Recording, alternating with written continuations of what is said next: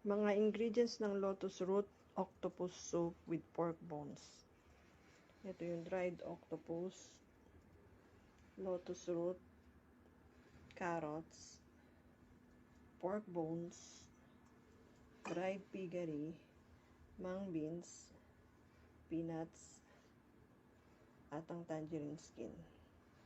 Boil for 1.5 hour. Yan. Blanch nyo lang itong pork bones. Hatiin nyo itong piggery sa dalawa. Hugasan nyo itong mung beans at saka yung peanuts.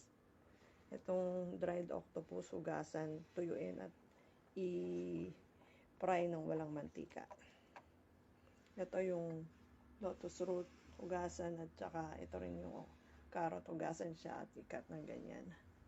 At saka ito yung tangerine skin. Yan, lilinisin nyo pa yan, tatanggalin nyo puti-puti. Tapos hugasan nyo.